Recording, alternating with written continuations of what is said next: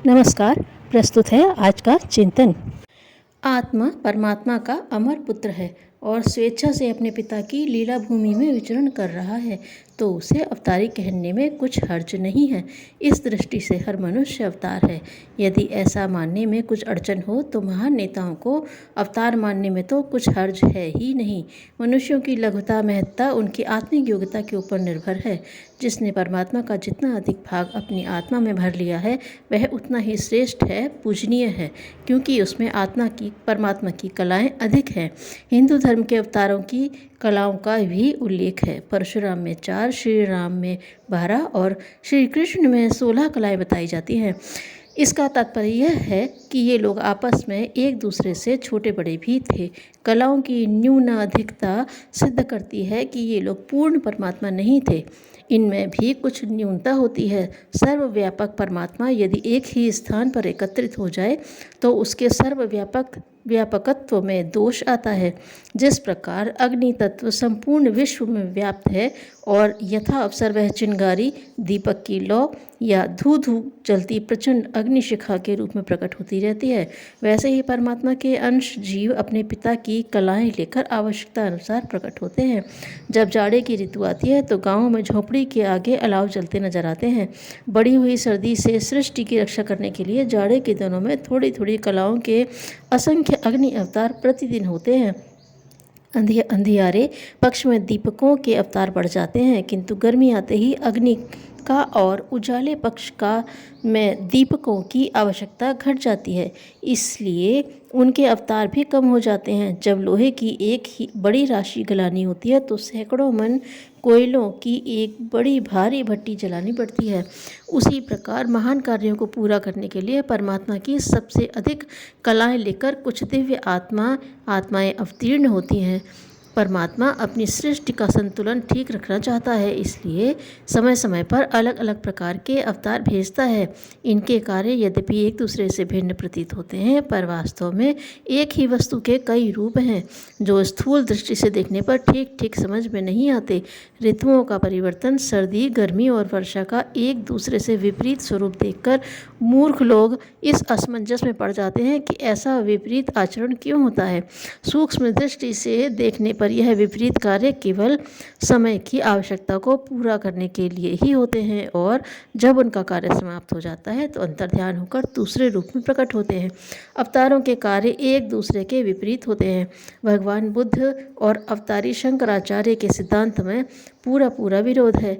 ऐसा ही जैसा माघ और सर्दी और वैशाख की गर्मी में, पर वास्तव में यह विरोध नहीं है। जब हिंसा, हत्या और पाखंड का जोर था, बुद्ध ने अवतार लिया। जब संन्यास, अकर्मण्यता और नास्तिकता बढ़ गई तो शंकराचार्य को प्रकट होना पड़ा। सृष्टि का संतुलन रहना आवश्यक है। काट छांट की कैंची सदा सिर पर लटकती रहती है। हमारा माली बहुत होशियार है, वह जरा भी झाड़ झंकार बढ़ने नहीं देता। बगीचे की शोभा उसे अभीष्ट है, इसलिए ज़रूरत के मुताबिक खोदने, खाद देने, सींचने, घास पात को निराने, निकम्मे पौधों को उखाड़ने में जरा भी देर नहीं करता। पापों के बढ़ते ही वह अपनी खुरपी कुदाली संभालता है और काट छांट कर संतुलन कर देता है। इसी पुनरुद्धार, मरम्मत, परिवर्तन को बोलचाल की भाषा में युग परिवर्तन या क्रांति कहते हैं। जिस कुदाली के द्वारा यह कार्य संपन्न होते हैं उसे दुनिया पूजती है, क्योंकि वह अवतार है। अवतार की पूजा होनी ही चाहिए। रामचंद्र जी ईश्वर के विशिष्ट अवतार हैं। यदि त्रेता में लोगों को ऐसा विश्वास होता तो रामायण की कथा दूसरी ही प्रकार लिखी जाती। क्या कैकेयी उन्हें वनवास दिलाती? क्या दशरथ पुत्र शोक में मरते? क्या रावण सीता को चुराता? बाली विरोध करता? निशाचर युद्ध करते? क्या लंका का सर्वनाश होता? तब इनमें एक भी बात न होती। भगवान जो घट घट में विराजमान है, रावण के हृदय में जरा सी प्रेरणा भर देते। वाल्मीकि की तरह वह भी तो सुधर सकता था। फिर इतनी गड़बड़ इकट्ठी करने की क्या ज़रूरत थी? लेकिन ऐसा हुआ नहीं।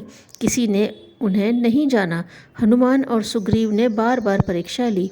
हनुमान ब्राह्मण का रूप बनाकर पहुँचे। सुग्रीव ने ताड़ के 7 पेड़ों को जड़ से कटवाकर विश्वास किया।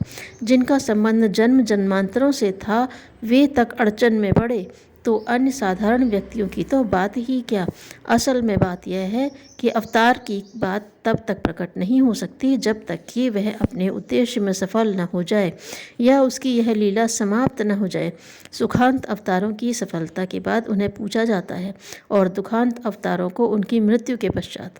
राम को लंका विजय के बाद अवतार माना गया तो ईसा को क्रूस पर चढ़ने के बाद। यदि ईसा को जीवित दशा में ही अवतार मान लिया जाता तो क्या उनका खास शिष्य केवल 30 रुपये के लिए उन्हें पकड़वा कर मरवा देता? अवतार का महत्व उनके छिपे रहने में ही है। जब तक पता नहीं चलता कि किसकी हार जीत होगी तभी युद्ध होता है। यदि इस बात की पक्की धारणा हो जाए कि अमुक पक्ष की ही जीत होगी तो दूसरा पक्ष फिर विरोध न करेगा। आध्यात्मिक तत्व के आचार्य इस बात को अच्छी तरह जानते हैं कि प्रभु की प्रेरणा से जो दिव्य आत्माएं भूभार को हटा कर तात्कालिक संतुलन ठीक करने के लिए अवतार लेती हैं, वे अलौकिक चमत्कार नहीं दिखाती वरन अपनी आत्मशक्ति का प्रचंड प्रयोग करके अदृश्य वातावरण को शुद्ध करती हैं।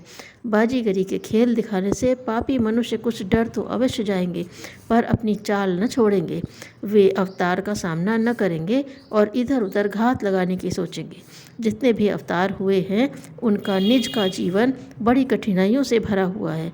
कृष्ण को जीवन भर युद्ध, संघर्ष, कलह, अपमान, विद्रोह सहने पड़े और अंत में बहेलिये के तीर से का मर्मांतक आघात सहना पड़ा। राम ने क्या क्या कष्ट नहीं सहे। ईसा मसीह और मोहम्मद का जीवन ऐसी ही विघ्न बाधाओं से भरा हुआ है। ये बातें प्रकट करती हैं कि अवतारों को उनके जीवन काल में लोग जान ही नहीं पाते। बहुत बार तो कई अवतारों तक को अपनी दिव्य दृष्टि का अर्थ पता ही नहीं चलता और जब उन्हें अचानक यह प्रतीत होता है कि मेरे थोड़े से प्रयत्न से बड़ी भारी सफलता मिल गई तो उनके आश्चर्य का ठिकाना नहीं रहता। तब कहीं उसे अपने अंदर भरी हुई विशेष कलाओं का ज्ञान होता है। रूस का उद्धारकर्ता लेनिन एक साधारण प्रतिभा का व्यक्ति था। जब वह अपने अज्ञातवास में पड़ा हुआ मृत्यु के दिन गिन रहा था तो अचानक यह समाचार पढ़ा कि रूस में राज्य क्रांति हो गई और वह जिस सुनहरे सपनों को देखा करता था वह अचानक ही पूरा हो गया। युवराज गौतम बुद्ध एक मामूली से गृहस्थ थे। उन्हें पता न था कि मैं संसार के कल्याण के लिए आया हूँ। भरी जवानी में जो राजमहलों के शाही आनंद लूट रहा था वह शायद ही कभी सोचता हो कि मुझे सन्यासी बनकर एक ईश्वरीय महान कार्य पूरा करना है। हर मनुष्य अवतारी है यदि वह अपने संबंध में विचार करे और अपने महत्व का समुचित उपयोग करे तो ईश्वर अपनी इच्छा पूरी करने का उत्तरदायित्व उसे सौंप सकता है। आप इस बोझ को उठाएंगे जिसे कि अवतारों को उठाना पड़ता है तो आप भी अवतार बन सकते हैं। ईश्वर की सभा में बीड़ा पड़ा हुआ है और वह अपने पुत्रों से पूछ रहा है कि क्या तुम में से कोई अवतार की जिम्मेदारी ले सकता है? आप अपना हृदय टटोलिए और यदि साहस हो तो आगे को हाथ बढ़ा दीजिए। धन्यवाद।